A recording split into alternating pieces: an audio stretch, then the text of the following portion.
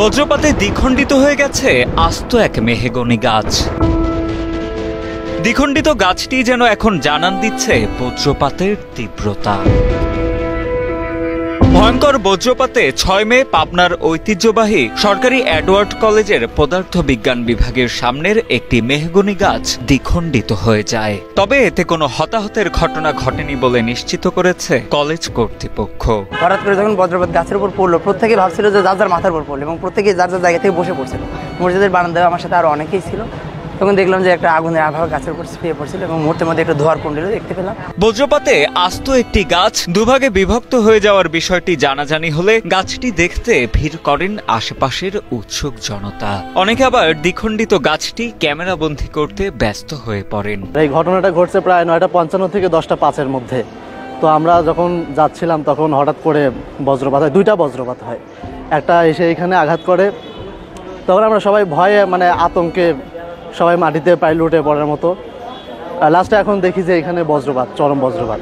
এটা আসলে আমার জীবনে এই প্রথম এক্সপেরিয়েন্স এরকম বজ্রপাত দেখার ক্ষেত্রে। প্রত্যক্ষদর্শী শিক্ষার্থী ও কলেজের কর্মচারীরা জানান, সকাল 10:30টার দিকে আকাশে কালো মেঘ ও ঝড়ো বাতাস বইছিল পুরো এলাকায়। মাঝে মাঝে বজ্রপাতের শব্দও শোনা যাচ্ছিল। সে সময় হঠাৎ বজ্রপাতের একটি বিকট শব্দ শুনতে পান তারা। পরবর্তীতে বৃষ্টি থামার পর বাইরে এসে দেখেন দানবাকৃতির মেহগনি গাছটি দ্বিখণ্ডিত হয়ে গেছে। এর আগে কখনোই এমন ভয়ঙ্কর বজ্রপাত দেখেননি বলেও জানান স্থানীয়রা। আমরা এরকম একটা ভয়াবহ চিত্র দেখতে পাচ্ছি, যেটি আপনারাও দেখছেন পিছনে। তো এটি দেখে আমরা আসলে হতবাক। আমরা এর আগে বজ্রপাতের অনেক অনলাইনে আমরা অনেক কিছু দেখেছি, ভিডিও দেখেছি, কিন্তু এত ভয়াবহ চিত্র আসলে আমরা কখনো দেখি নাই। এদিকে ঘটনার পর ঘটনাস্থল পরিদর্শন করেন পাবনা সরকারি এডওয়ার্ড কলেজের অধ্যাপক মোহাম্মদ আব্দুল আউয়াল মিয়া। তিনি জানান, দ্বিখণ্ডিত গাছটি দ্রুত অপসারণ করা হবে। এছাড়া বজ্রপাতের সময় গাছের নিচে আশ্রয় না নিতেও সকলকে আহ্বান জানান এই শিক্ষক। বজ্রপাতের মধ্যে দিয়ে আমাদের একটা পুরাতন মেহগনি গাছ মাঝখান থেকে চিরে দুই ভাগ হয়ে গিয়েছে। এটা আমার দেখা একটা বড় ঘটনা।